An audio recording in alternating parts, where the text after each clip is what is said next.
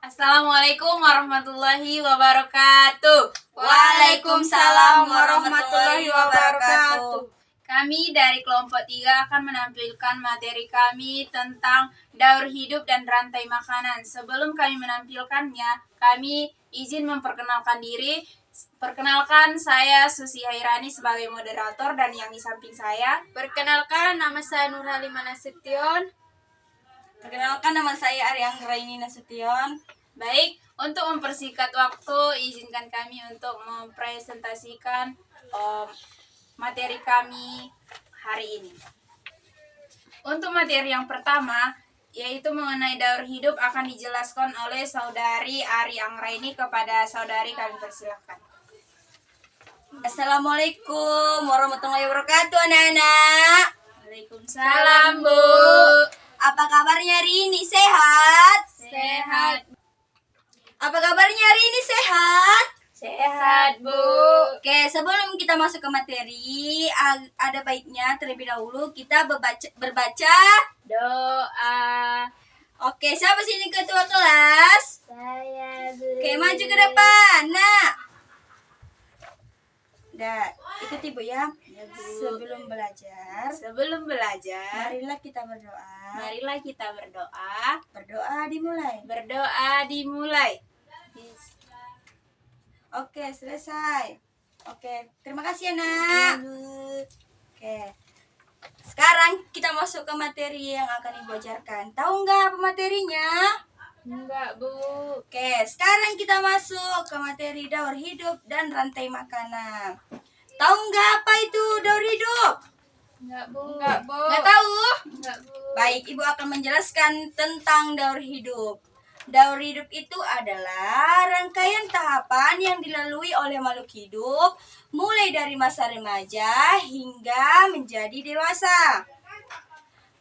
Metamorfosis terbagi menjadi dua, yaitu daur hidup dengan metamorfosis dan daur hidup tanpa metamorfosis. Baiklah, Ibu akan menjelaskan metamorfosis. Tahu nggak apa itu pengertian metamorfosis? Enggak, Bu. Baiklah, metamorfosis adalah perubahan bentuk atau peralihan bentuk yang terjadi pada serangga. Metamorfosis terbagi menjadi dua. Tahu nggak apa itu? Enggak, Bu. Yang pertama, metamorfosis sempurna dan tidak sempurna. Sekarang Ibu akan menjelaskan metamorfosis sempurna itu apa. Metamorfosis sempurna memiliki ciri-ciri. Tahu nggak apa itu ciri-cirinya? Saat menetas, bentuk hewan jauh berbeda dari induknya. Mengalami masa pupa atau kepompong. Nomor 3, urutan metamorfosis telur, larva, pupa, hingga hewan dewasa. Baiklah, sekarang kita masuk ke contoh kupu-kupu. Metamorfosis sempurna. Contohnya seperti kupu-kupu. Yang pertama, telur. Lama-kelamaan berubah menjadi larva. Setelah larva berubah menjadi kepompong. Kepompong tersebut, di dalam kepompong ada ulat, akan menjadi kupu-kupu. Kupu-kupu dewasa. Jadi, ini yang disebut dengan metamorfosis sempurna. Contohnya seperti kupu-kupu. Dan contoh yang kedua yaitu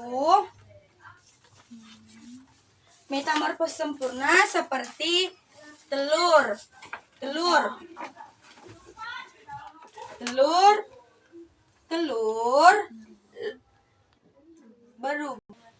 Telur ini lama-kelamaan akan bertumbuh menjadi berudu akan menjadi berudu berkaki dua. Lama-kelamaan berudu tersebut akan masuk ke fase berudu berkaki 4. Setelah berudu berkaki 4, lama-kelamaan akan masuk disebut namanya dengan katak muda. Ini yang disebut dengan katak muda. Katak muda akan berubah menjadi masuk ke fase yang disebut dengan katak dewasa. Jadi, ini adalah contoh metamorfosis sempurna. Contohnya seperti katak. Sampai sini paham anak-anak Ibu? Paham, Bu. Oke, sekarang kita masuk ke metamorfosis tidak sempurna. Ya anak-anak, sekarang kita akan lanjut yaitu kan metamorfosis tidak sempurna yaitu Mulai. metamorfosis tidak sempurna memiliki ciri-ciri. Yang pertama itu bentuk hewan sudah mirip dengan induknya. Yang kedua, tidak mengalami masa puba atau masa kepompong. Yang ketiga, urutan metamorfosisnya sudah menjadi telur. Habis telur dia akan menjadi hewan muda dan hewan dewasa. Contoh metamorfosis tidak sempurna yaitu jangkrik atau lipas atau kecoa. Bisa juga belalang, capung. Nah, sekarang kita akan mulai dari kita akan membuat contoh metamorfosis tidak sempurna. Misalnya kita buat contoh capung. Capung. Kasihan. Mulai. Metamorfosis tidak sempurna. Kita buat contohnya capung. Telur. Habis telur dia akan menjadi nimpa, yaitu capung muda. Habis capung muda dia akan menjadi capung dewasa. Selanjutnya kita akan dari hidup tanpa metamorfosis. Jenis hewan yang tidak mengalami metamorfosis yaitu hewan mamalia. Contohnya ada beruang, kucing, dan ikan-ikan di laut, ikan di air tawar, paus, lumba-lumba, dan sebagainya. Sekarang lihat dulu halaman yang ke-5. Ada kan di situ gambar kucing. Kucing itu melahirkan atau bertelur? Melahirkan, Bu. Bu. Kita buat satu contoh kucing. Lihat dulu gambarnya anak-anak Ibu. Baik, Bu. Nah, kucing akan kucing tumbuh menjadi kucing dewasa, melahirkan anak kucing. Habis anak kucing dia akan tumbuh menjadi kucing muda dan akan menghasilkan kucing dewasa. Nah, ayam. Kalau ayam itu bertelur atau melahirkan? Bertelur, Bu. Nah, sekarang anak ayam tumbuh menjadi ayam dewasa. Misalnya ayam dewasa, induk ayam bertelur. Habis bertelur dia akan menghasilkan anak ayam menetas dari telurnya. Habis dari telurnya dia akan menjadi ayam dewasa.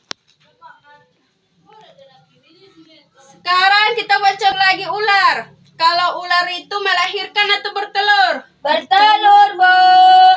Nah, sekarang ular dewasa. Ular dewasa akan menghasilkan telur.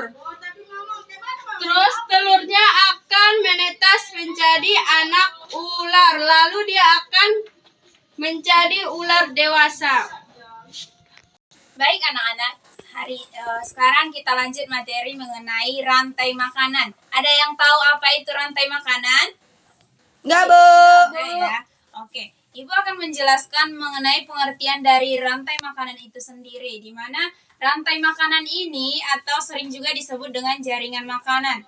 Maksud dari rantai makanan adalah bagaimana makhluk hidup bertahan dalam suatu lingkungan dengan cara biasanya mereka akan memangsa makhluk-makhluk lain seperti makhluk-makhluk kecil, misalnya seperti kalau kita pergi ke hutan, kita akan menemui yang namanya hewan-hewan liar. Kalian tahu bagaimana cara hewan-hewan liar itu bertumbuh dan berkembang di sana? Tidak, Bu. Nah, coba kita contohkan rantai makanan dari rumput. Rumput ini rumput akan dimakan, biasanya akan dimakan oleh apa biasanya yang makan rumput? Belalang, Bu. Belalang. Terus apa lagi biasanya? Ayam. Di sini kita akan membahas mengenai rantai makanan rumput. Rumput dimakan oleh belalang, kemudian belalang ini nantinya akan dimakan oleh ayam. Kemudian ayam akan dimakan oleh musang supaya dia bertahan hidup dimanapun dia berada. Jadi dalam rantai makanan ada disebut dengan tingkatan-tingkatan rantai makanan. Yang pertama ada produsen, konsumen, dan predator. Yang tahu nggak apa itu yang dimaksud dengan produsen dalam rantai makanan? Nggak tahu, Bu. Nah, di sini yang dimaksud dengan produsen adalah suatu makhluk hidup seperti tumbuhan yang mampu menghasilkan energi bagi makhluk hidup lain. Contohnya rumput. Kenapa belalang mau memakan rumput? Karena di dalam rumput terdapat energi sehingga belalang bisa bertahan hidup. Tapi sayangnya belalang ini tidak akan bisa bertahan lama karena si ayam juga perlu mencari makanan untuk bertahan hidup kembali, sehingga disebutlah belalang ini sebagai konsumen atau pemakai pertama, tingkat pertama. Selanjutnya belalang ini dimakan oleh ayam sehingga disebut dengan konsumen tingkat 2. Dan ayam ini juga nantinya akan diburu oleh hewan-hewan liar yang ada di hutan seperti musang, dan musang ini disebut sebagai predatornya. Sudah sampai sini paham? Paham, Bu. Ada yang ingin ditanyakan? Nggak ada, Bu. Oke. Contoh lain mengenai rantai makanan ini seperti rusa yang hidup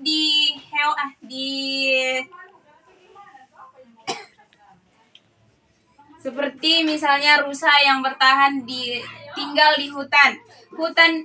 Rusa ini biasanya makan apa kira-kira? Daging, Bu. Daging, bisa rumput juga bisa, sehingga disebut dengan hewan omnivora, pemakan rumput dan hewan.